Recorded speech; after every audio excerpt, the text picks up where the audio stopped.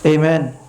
Niabot na kita sa pagtuon, sa pulong sa atong Ginoo mga kaigsuunan. So, actually, ako ang gi-chatan si Brother Lauren siya ganina. And I am supposed to ask him to give a message karon ng kagabion because I wanted to rest my voice. But murag dili siya makaanhi because of some circumstances sa ilang school. That's why I have prepared a message for us karon nga gabhion. So let's be praying God's healing will really upon us, be really upon us nga pagabot karong Domingo we are healed and we can go back sa atuang mga usual nga buluhaton alang sa atong Ginoo. Your Bibles with me please in 2 Corinthians chapter 4, and please open with me in verse 6. Okay, 2 Corinthians rather, I'm sorry for that. Okay, 2 Corinthians chapter 4 verse 7, not verse 6 but verse 7. If you're there, please say heartily amen. Now, paliw ko pagbarog parang sa paghatag pagtagad sa pulong sa Ginoo. We need to give respect sa pulong sa atong Ginoo nga kaigsunan. Upon reading it, let's stand. So the Bible says, verse 7, "But we have this treasure in earthen vessels, that the excellency of the power may be of God, and not of us." Let's pray. Father in heaven, we thank you, Lord, for your goodness, your love towards us. Thank you, Lord, for allowing us to see wonderful things from your word tonight, and may you change our perspectives, change our mistakes, change our lives through the power of your word and through the correction that the Holy Spirit will impress upon our hearts. I am praying, Ginoo, that not only these people will learn, but include your servant, Lord. Teach me that the things that you will impress to me will be imparted to your people. Salamat, Ginoo, sa imong pagtubag, sa among mga paghangyo, and even, Lord, the individual prayers of your people, may you answer, and we know that you will answer those prayers, Ginoo. And help us to utter the things that we cannot utter by ourselves, but by the power of the Spirit, we can tell you what we need according to your will. Salamat sa pagtubag, sa among mga tinguha, Ginoo, sa ngalan ni Jesus, gipangayo na mong tanan. Amen. Please be seated now. The title of the message that I will be preaching tonight is Treasures in Earthen Vessels. Treasure in earthen vessels. So not treasures, but treasure. We must be specific. But we have this treasure. So tanawin mo ang the word this is in singular and the treasure is in singular. So this we are referring to one treasure tonight. Usa ka treasure ang ato ang hisgutan karon nga kagabion mga kaigsuunan. We must remember and we are reminded by our text that we are but dust and ashes, and one day we will go back to dust again. And ato makit-an mga kaigsuunan that the earthen vessels that the Bible is referring in our text is actually our bodies. Kita, we are earthen vessels. We are just an old clay pot. And we must remember that mga kaigsuunan, very, very vulnerable. You see, easily smashed throughout in Palestine kaniadto sa panahon ni Jesus Christ mga kaigsuunan and even the apostles. Throughout the place, daghan kag makit-an nga mga earthen vessel nga guba ug buak sa palibot. You see? And when the Apostle Paul said that we are like earthen vessel, the Apostle Paul is saying that we are very, very vulnerable. We are fragile or fragile. Nato makit-an mga kaigsuunan that there is nothing special in us if we are left alone. There is nothing good. Tanaw nimo ang earthen vessel kay mura siya disposable nga butang. Maguba na, pwede nimo pugpugon pag-usab og imong usbon. And pag maguba na, ilabay ra. No, that we are just like that, mga kaigsuonan. And atong gitawag makitaan, if you would try to look at our lives as earthen vessel, tinuod gyud. Di ba, tanaw ni matong mga kaigsuonan, daghan nga dunay mga balatian, dunay mga sakit. Okay? Atong bisitahan perminti ang mga kuan, ang mga clinics, mga hospitals. And look at hospitals today. Kada adlaw na agid nay madugang, kada adlaw wagi adlaw nga walay tawo sa ospital. Why? Because we are earthen vessels. Fragile kayo itong mga lawas, mga kaigsuunan. Gamayng taligsik, magsakit na. Di ba? Gamay nga masubawan, magsakit na. And even us emotionally, not only physically. Physically, we are earthen vessels, but emotionally, mga kaigsuunan, we are also earthen vessels. We can also be offended. Malain po ka, masakitan ka, mabugatan ka, mamumblima ka. So, emotionally, we are also vulnerable, mga kaigsuunan. And of course, spiritually, we are also vulnerable ang mga katawhan, mga kaigsuunan. And there are times that there are people with some trying times sa kinabuhi would stop going to church and would put themselves away from God kung diin unta sa Dios ang tinuod ug makatabang gyud nga being. Only God can help us from our troubles, but we are staying away from God. And people stop going to church, and people stop worshiping God. People stop praying because of those trials sa ilang mga kinabuhi. Indeed, we are earthen vessels. The only thing that make us special is the treasure God placed in us or within us. Tungod sa halangdon kay nga butang, nga gibutang sa ato sa Ginoo, mga kaigsuonan. And this treasure is actually the ministry that we have. In verse 1, mga kaigsuonan, chapter 4, therefore, seeing we have this ministry, as we have received mercy, we faint not. And atong makitaan, mga kaigsuonan, what is this ministry? Verse 5, for we what? Preach not ourselves, but what? Christ Jesus the Lord, and ourselves your servants for Jesus' sake. And ato makitaan, mga kaigsuonan, that the Apostle Paul, yung gina-refer rin treasure out in the earthen vessel is the gospel. You see, the message nga gibutang sa Ginoo sa ato, the ministry nga ato ang gitawag nga isangyaw sa mga katawhan. There is a precious thing that God placed in us that made us important. The message of salvation, that the person of the Lord Jesus Christ that dwells in us. Jesus is our treasure. You see, mao na ato ang gitawag nga mo na ang treasure nga nabutang sa ato ang mga kinabuhi, mga kaigsuonan. And remember this, we have this ministry not because we deserve it. We have this ministry not because we are good. We have this ministry not because we are qualified. But the Bible says in verse 1, going back, therefore, seeing we have this ministry, as we have what? Received? Mercy. You see? Even the ministry that you have is mercy from God.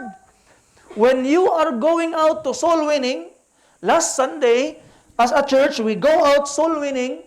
It's not us giving mercy to people. It's not us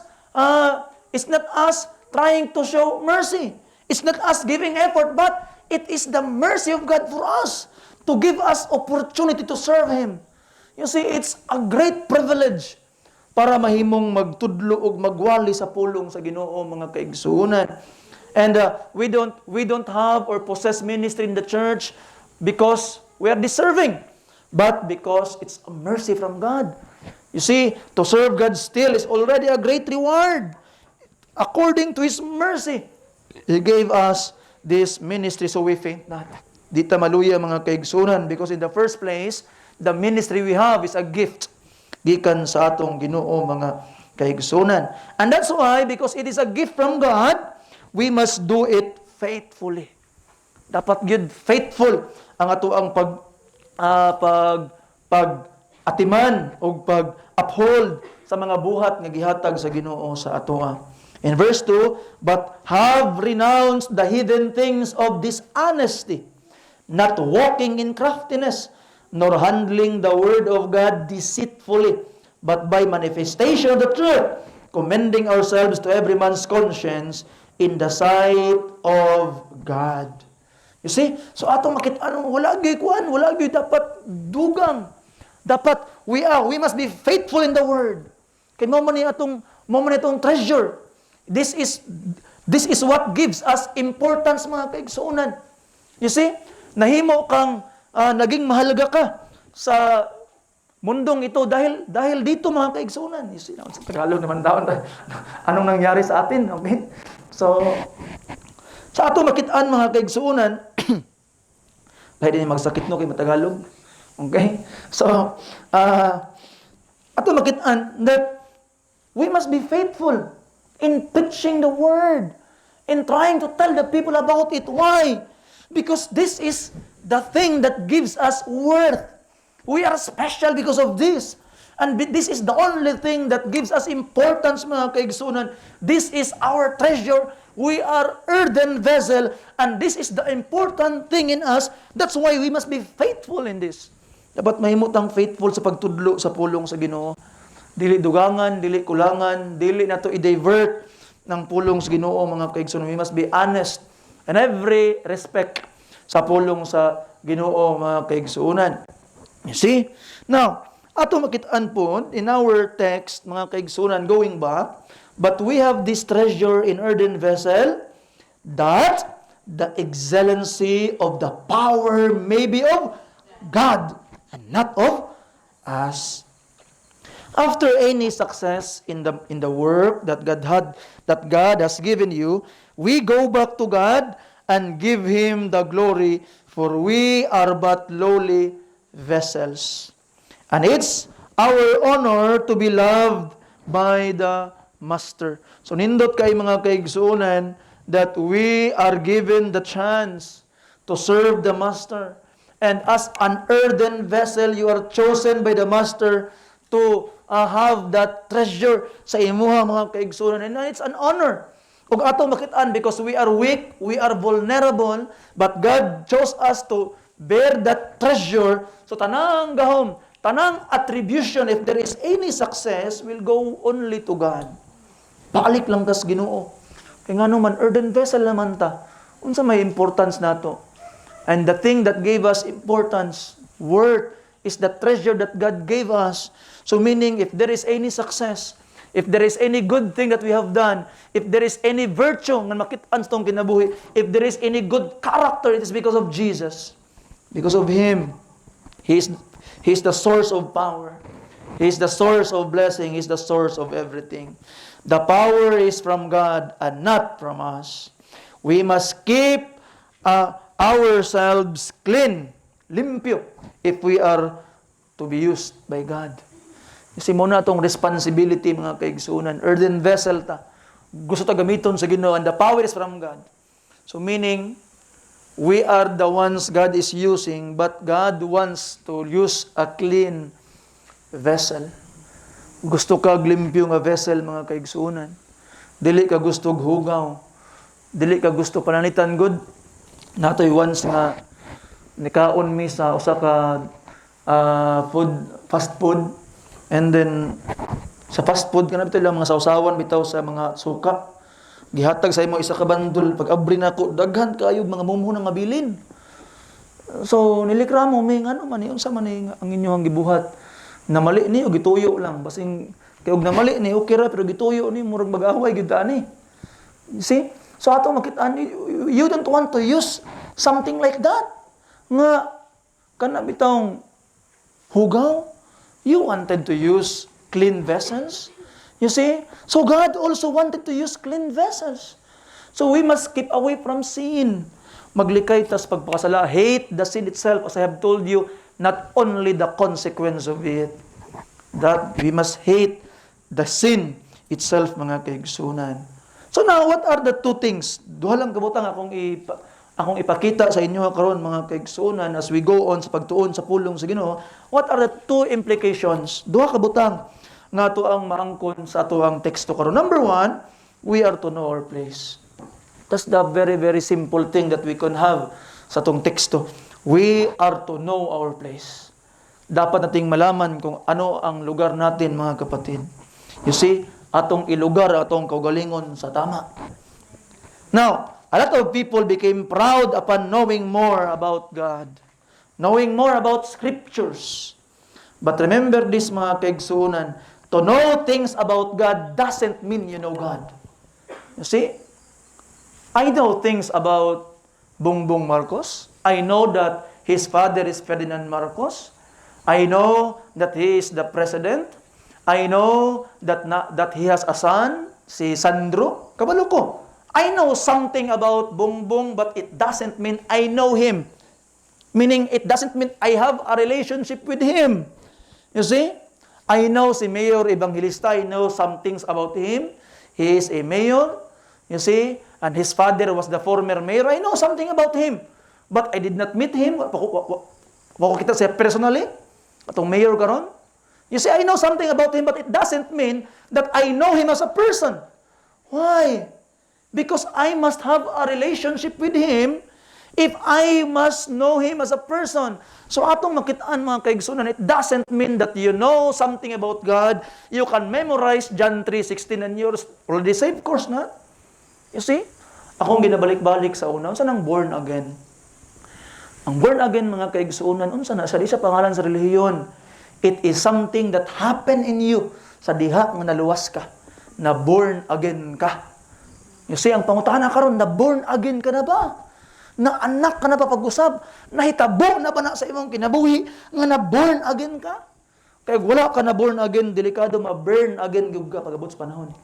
Yes, it's very, very delikado na sa mga kaigsuunan. You see? That's why we always go back to the scriptures. Balik tas Bible. Kaya ang Bible nagtudlo sa tuwas kamatuoran, mga kaigsuunan. A lot of people today are trying to divert people in other things. But we must go back to the Word of God. You must know God, mga kaigsuunan. Di ba? Some people in our time today, when they study the Bible and read it, they became proud. They know how to exegete a text. Na matay gitawag nga exegesis. Natay gitawag nga hermeneutics. Natay gitawag nga textual criticisms, and that is higher forms sa pagtuon sa pulong sa Ginoo. But there are people who are becoming proud. You see? Ay, kabalo na kuha ni mo ni siyang tinuod nga interpretation ng text. Kanay mga wala ni pulos, mga di sila kabalo. You see, that is making someone proud. Pero mga kaigsunan, no? If you will know how to interpret the Bible and see what really the Bible says, it will never make you proud, but it will make you humble. Ngano man, ma-realize ni mo igsuon, makaana kasi mong kagalingon, ha? Mo din ni ginaingon sa Bible di ay.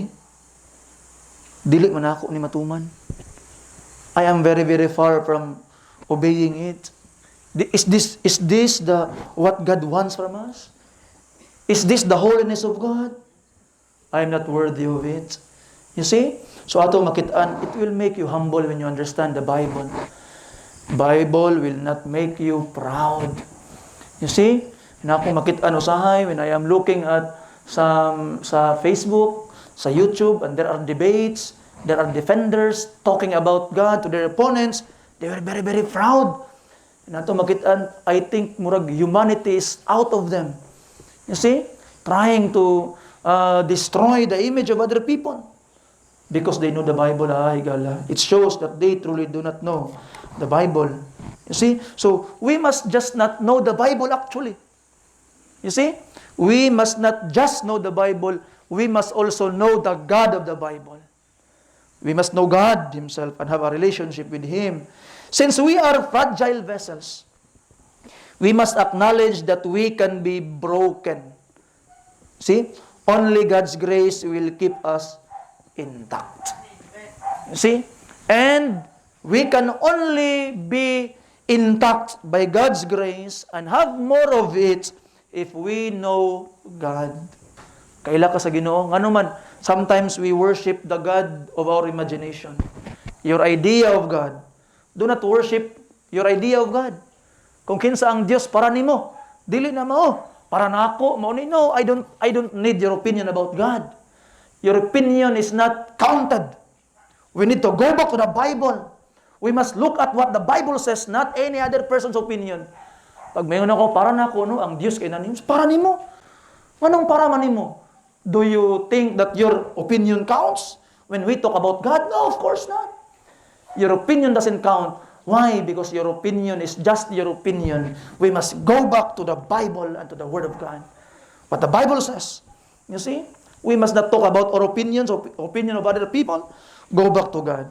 If you wanted to have the grace of God, then you need to know the real God of the Bible. Nato makitaan mga kaigsunan, going back sa atong punto karon, and we are vessels easily broken. We need to know our place.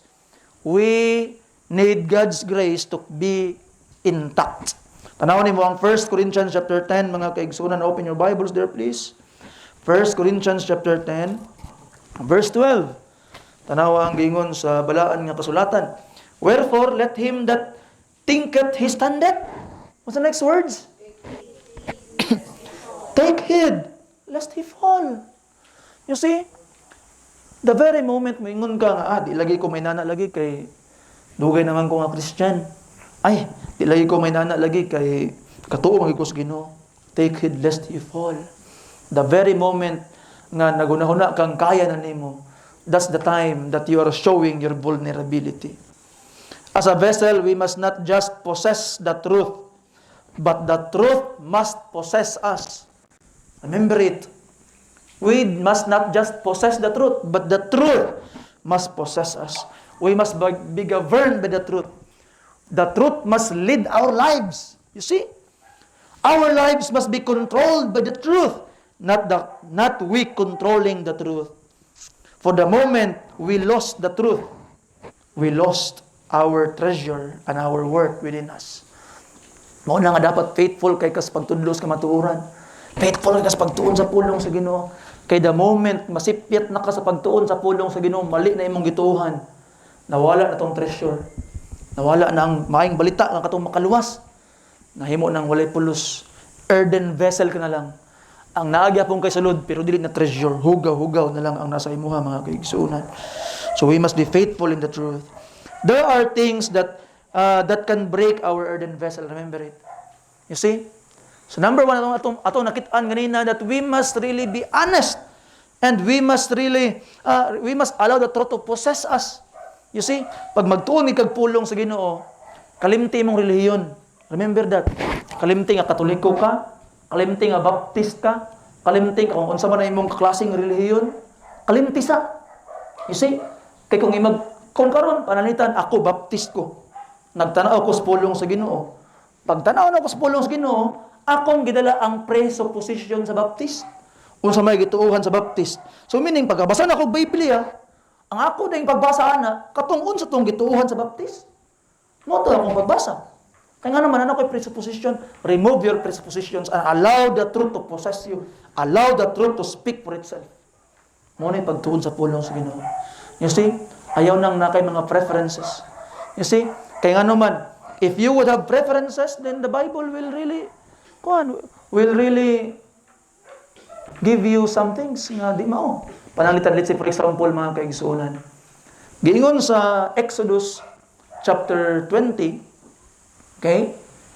Sa ikaduhang sugo, nagingon ang Biblia nga thou shalt not have any graven image. Kung Baptist ang magbasa, ay di gini pwede kay na ay graven image, bawal gini. Kung Katoliko magbasa, pangitaan niya pamaagi nga makalihay siya. Kaya nga naman na may ribulto siyang simbahan. So unsaon na niya karon? You see? So mga kaigsunan, when you approach that, remove your preferences, kalimti sa nga Baptist ka, kalimti sa nga gitawag nga Katoliko ka, kalimti sa unsa may imong relihiyon, and look at the Bible. Unsa may ginatudlo sa Bible sa ako? Unsa man yang ginaingon sa ako, then follow kung unsa yang ginatudlo, mga kaigsunan. Follow what God wants to tell you, if that is what God wants tell you. You see? Mananatan ang gingon sa pulong sa Ginoo, John 1:1. In the beginning was the Word, and the Word was with God, and the Word was God. Kung gitawag nga iglesia ka, Pakitaan yun yung pamahagi nga ang word, dili na siya God. Kay imong preferences, tao lang yun si Kristo. You see? Pag gitawag nga Baptist ka, pag tanaw nimo, ay, the word is God, Diyos na gud siya. Kay mo nagigingon diri. You see, so meaning tanaw ang influence sa imong gituhan. You see, so meaning ang influence sa imong gituhan mao karon ang magtudlo kung unsa imong interpretation sa Bible. That's why remove it and allow the Bible to talk for itself, mga kaigsunan. You see, that's the way we allow the truth to possess us, not we controlling the truth, mga kaigsunan. Going back, ato pong makitaan that as earthen vessels, di ba vulnerable man ta? So unsa man ang makaguba ug makabuak aning atong mga earthen vessel, mga kaigsunan. Number one, based on my experience, people's indifference. Mga indifference nga mga tao. Mga tao may pakialam. You see? It really hurts. Sakit ang landungan. Pananglitan karon, you have preached the truth. You have preached your heart out. Imo na yung giwali ang imuhang gitawag kasing-kasing. Preach your heart out. Imo na yung tanang effort. You have spent sleepless night. You have spent a lot of time studying the word and trying to proclaim it to people until your face become blue. But the people is unchanged. The people is untouched. The people is unbothered. Way pakialam ang mga katawhan, mga kaigsunan. You see? And it really hurts the minister. Mura bitaw, kabantay ka na kung ikaw isa ka ginikanan, usa ka inahan, isa ka amahan, ingnan ni mong anak, dili lagi na nimo buhaton. Ya pagkaugma, buhaton na po. Dili lagi na mao. Pagkaugma, buhaton na po. That is just like the feeling of a minister, mga kaigsunan. Kapila istoryaan ang mga katauhan. Di gyud kasabot. Indifference way pakialam. You see? And it really hurts and breaks the vessel and the hearts of every minister, mga kaigsunan, when looking at people who are unchanged, who are not listening to scriptures. You see? Who are listening to preaching. Ato makitaan nga, murag, are they listening? Maka-question na ang pastor, am I really heard? Ginapaminaw ba niya ang wali sa pulong sa Ginoo? Why the people is untouched? Why the people is unchanged? They're unbothered with their life. After you preach your heart out, it's just too painful. It's just too painful, mga kaigsunan. And it's the reason why, because the people are indifferent. The reason why a lot of preachers try to add something sa Bible. Ilan ang i-modify ang pulong sa Ginoo and try to preach words of man. Mauna nga ang simbahan karon nahimo ng murag magic show. Ang simbahan karon nahimo ng murag entertainment. Ang simbahan karon mga kay murag nahimo ng diskuhan. Ang simbahan karon daghan na kay gipangdugang ang mga pastor ngano man. Kaya ang mga tao di man naminaw sa pulong sa Ginoo. When you preach Jesus, they don't bother. When you preach the truth, they don't bother. So ang mga pastor karon, in order to hold the attention of the people, ang ilang ginabuhat ay atong i-change tong music. Atong ning tagaan og mga siga-siga atong simbahan. Ay atong ning himuon nga magkinding-kinding ang mga katawhan padi katulog, atong pasayawon. Ay atong ning kuan, maminaw ta atong mga komedyante sa Facebook, may natong komedyante sa TV, ito sundugon ang ilahang mga komedya para lang gid makamata ang mga tao. And that's the reason why preachers are adding things in the Word of God. You see? And it's lost the power. Nawala na ang gahom. Wala na taong mga luwas because of it. And sometimes, mga kaigsunan, the reason why people don't listen is because they are just blind. Blinded sila. Tanaw ni mga pulong sa Ginoo, going back tong text, mga kaigsuunan. The Bible says, verse 4, in whom the God of this world hath blinded the minds of them which believe not. Atras ka sa verse 3, but if our gospel be hid, it is hid to them that are lost. Now, pananglitan karon, if you're a person karon nga mas pilion lang nimong mag-Facebook kaysa maminaw sa pulong sa Ginoo. Mas pilion lang nimo nga unsa imong buhaton instead of listening sa Biblia. Tanawa, naglinog. Okay? So, okay? Okay ra mo? Ha? So, si Abi raman siguro nakaseminar sa inyo, kaya siya raman adto sa ilalom. Wa mo yung mga seminar ba? Okay? But ato makit-an mga kaigsuunan, going back, okay, murag ligon-ligon po daghan mo kag kuan, daghan mo kunig kable ang kuan, ang balay ni Ma'am Jennifer, sa dira ni maunsa. Okay? Pero mura kog nahubog kadjot ba? Okay? So, now, okay na mo? Naka-recover na mo? Okay, so, tingala ko mura mo kog nahubog. Tingala ko, saan niya? Tungod din sa akong sakit or sa ba niya? Kuan good day, okay? Now, going back mga kaigsuunan, blind. You see? Meaning, buta. Lost. If there is a person, mga kaigsuunan, nga mas pilion niya ang kalibutanong butang instead of listening sa pulong sa Ginoo, instead of accepting the Word of God, then that person is lost. See, is lost. Impiernohonon pa. You are still going to hell. Sakit malandungon, but you are still going to hell. Mga kaigsuunan, you must listen sa pulong sa Ginoo and accept it. When someone preach the gospel, listen carefully. When you go out in soul winning, be sure to present the gospel faithfully. Kaya nga naman, after you present the gospel, the life of that person is not the same anymore. It will change the entire course of his life. The life of that person is not the same anymore. Duha ka bugyang buhaton. Number one, iyang i-accept. When that person truly accepted the Word of God, his life is changed. He is born again. But, if that person reject the Word of God, his life is also changed. Nga naman, he rejected the salvation that God offered and he even died for it. Reject niya. So meaning, that person is truly worthy of hell. Rejected the love of God. That life of that person is entirely changed, mga kaigsunan. You see, that's why it's very, very great responsibility ang pagwali o pagtudlo sa pulong sa Ginoo, mga kaigsuunan. You see?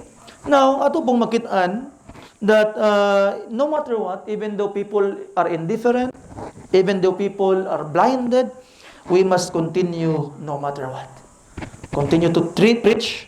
Verse 6, for God, who commanded the light to shine out of darkness, hath shined in our hearts to give the light of the knowledge of the glory of God in the face of Jesus Christ. Continue to preach no matter what. There can be hostility and trouble also. Mga hostility, mga kasakit, troubles, tanawagan niya. I know every one of us have troubles. Ingon pagani ni Apostle Peter sa 1 Peter chapter 5 verse 9 and 10 nga when troubles come, when suffering come, ay mo katingala nga moabot na nga mura og strange thing nga naay pagsulay. You see, meaning the Apostle Peter is saying that it is not strange when Christians are suffering. Because in this world, ingon pa ni Jesus Christ, you might have tribulation, but be of good cheer, I have overcome the world, according to Jesus Christ in the book of John. You see, so trouble is something we must expect in your Christian life. But look at this, the promise of God in verses 8, yung sa verse 12, sa tong text please, 2 Corinthians chapter 4, the Bible says, we are troubled on every side, yet not what? Distressed. You see, tanawa ha? Na-trouble ka, pero wala ka na distress. Meaning, marag nalinugan ka, pero niara ka, hala, wala pa ka nidagan, wala pa ka na ungoy, kay, wala ka niara ka na. So, pero, si Kuan Ragyod, si Abi Ragyod ang nakaseminar sa inyong tanan. Wala gilain. Okay? Okay? Now, we are perplexed, but not in despair. You see? Way problema nga ma-perplex ka. Way problema nga, wala kang makurot, nahanga nga ka. Pero, wa ka na ag paglaom. Look at that. Verse 9, persecuted, but not forsaken. I like that. You see? Cast down, but not destroyed. Dasmag manggaling ka, pero ka na destroyed. You see, in the Old Testament, the just man falls 7 times, but he will rise again. You see, the steps of a good man are ordered by the Lord in the book of Psalms chapter 37. You see, nato makitaan mga kaigsunan, always bearing out in the body the dying of the Lord Jesus Christ, that the life also of Jesus might be made manifest in our body. For we which live are always delivered unto death for Jesus' sake, that the life also of Jesus might be made manifest in our mortal flesh. So then death worketh in us, but life in you. Look at this. Nawang yung ni Paul. See, they're always delivered to death. Hapit sila mga matay. Nag-antos sila. Nga naman, para sa ilang pag-antos, the death of Jesus is manifesting. You see? But if the death of Jesus will manifest, what will happen next? What happened after the death of Jesus? Resurrection. Meaning victory. So meaning, when the death of Jesus is manifesting sa imong kinabuhi, expect victory afterwards. Nagay kadaugan. So I know that you have troubles. But mga kaigsunan, just continue. Padayon lang. Ayaw lang yung kaluya. Nga naman, because if the death of Christ is manifesting sa imong kinabuhi, His life will also manifest. There will be victory afterwards. In verse 13, we having the same spirit of faith, according as is written, I believe, and therefore have I spoken. We also believe, and therefore speak. So in all those troubles, padayon lang, continue to speak what you believe. Kung unsa imong gituon. Number 2, and lastly mga kaigsunan. Number 1, atong nakitaan that we are to know our place. You see, but number 2, we are to know our place afterwards. What I mean here in this place is asa ka magpuyo afterwards. Asa ang imong place of abode afterwards. Number 2, we are to know our place afterwards. What is the end of our frail vessels? Sa may katapusan na nito mga vessels? Yes, it may break since we don't rely on our own power. God will not let us be utterly destroyed. Itong gibasa ganina. You see? I-repair ka sa imuhang Ginoo. Sa Japan, mga kaigsuunan, na sila'y art dito nga, kanang itong mga dishes, mga plato nga mabuak. Kanang plato nga nga buak, mahimo na siyang mahimong high value kay mahal kaayo. Nga naman, kay katong mga binuakan sa ilang kuan, sa ilang mga plato, nay art dito nga ilang pulihan og gold. Ilang butang og gold na nailiki-liki imuhang baso, gi-repair nila ang baso, ang ilang gigamit nga mortar is gold. You see? So after gi-repair ang nabuak nga baso, pagkabuak sa baso, no, si pulos nabuak na gud. After gi-repair, mas nitaas ang iyang value, mas nahimo siyang importante. So mga kaigsunan, ay kabalaka nga mabuak ka. Nga naman, after God will repair you, will become much more important and precious. You see? Now ito, makitaan mga kaigsunan, God will not allow you to be destroyed. He will repair you. O mas malig-on ka mga kaigsunan. That's why in verse 14, knowing that He which raised up the Lord Jesus shall raise up also by Jesus and shall present us with you. Banhaon ka sa Ginoo, and He will give you a place in heaven. Di ba? Atong earthen vessel, di ba itong mga lawas, mga earthen vessel, mga buak man eh, mga luya man nga lawas, tanawa ang gisaad sa Ginoo. In Philippians chapter 3, verse 20 to 21, tanawa ang gisaad sa Ginoo kung unsaon niya imong lawas mga kaigsunan. What will happen to you afterwards? Philippians chapter 3, verse 20 to 21. If you're there, say amen. I want you to read this Bible. For our conversation is in what? Heaven. From whence also we look for the Savior, the Lord Jesus Christ. And look at this, verse 21. Who shall change our what? That it may be fashioned like unto His what? According to the working whereby He is able to even to subdue all things unto Himself. So mga kaigsunan, your vile body, your earthen vessel, will be changed and will be fashioned as like the glorious body of our Lord Jesus Christ. Mga kaigsunan, one day, today, we only possess the treasure. But God will make you a treasure yourself one day. You see? Continue. Pagkupot kang Ginoong Hesus, Continue to struggle.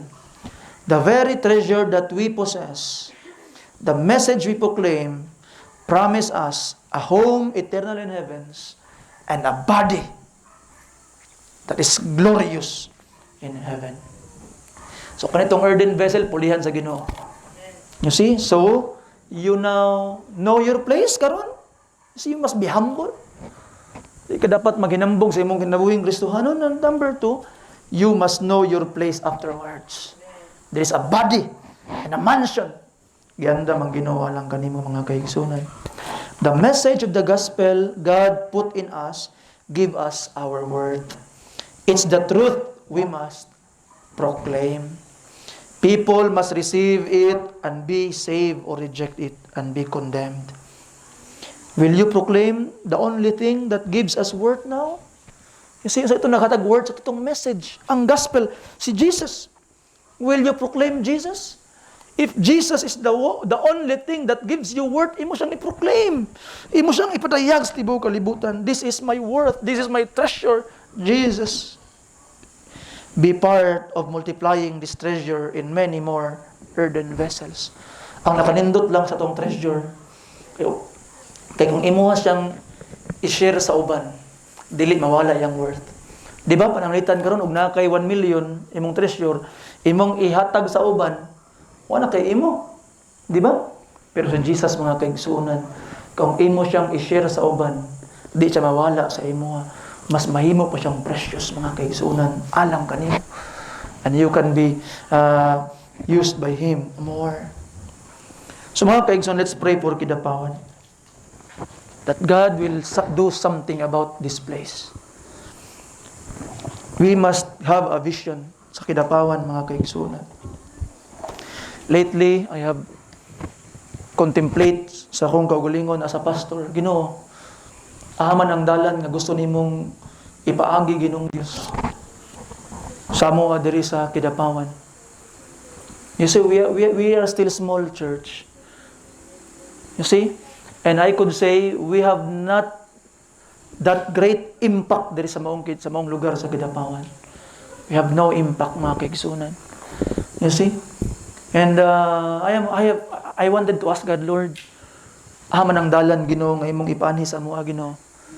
Would you allow us to be like this forever? You see?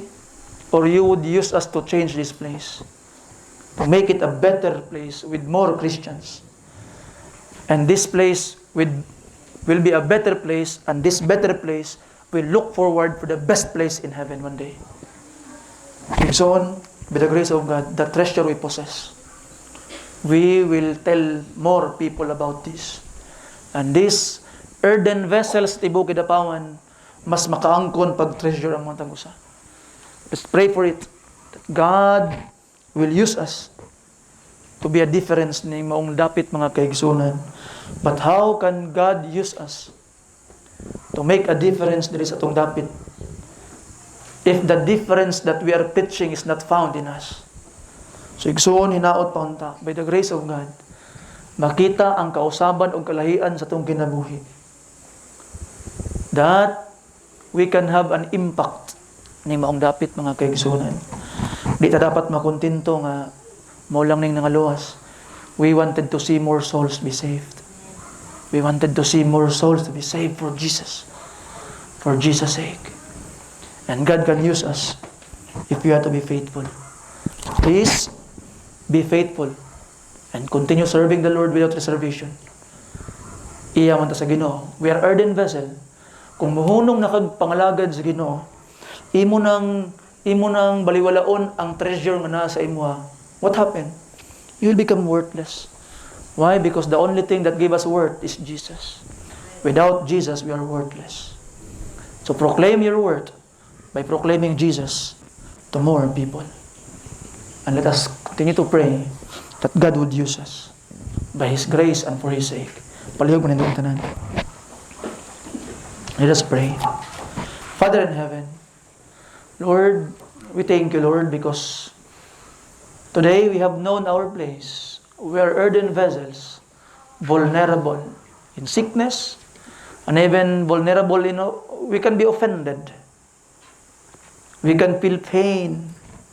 emotionally down. And sometimes, Lord, we feel like giving up because we are earthen vessels. But Lord, we know our place. It is not us who are worth it, but it is the thing, the treasure that you have placed in us, the most important. So Lord, keep us intact by your grace. Don't allow us to be destroyed, to be cast down, to be utterly in despair. Don't allow it, O Lord. Hold us by your grace. Repair us, Ginoo, and make us more precious even more. Na may mga kakulangon, Ginoo, na ay mga liki ang mga kinabuhi, Amahan, apan asa man among damage, Ginoong Diyos, repair it and make us more blessed and make us a blessing. And thank you, Lord, because you have reminded us that what will be our place afterwards. And our place is in your kingdom.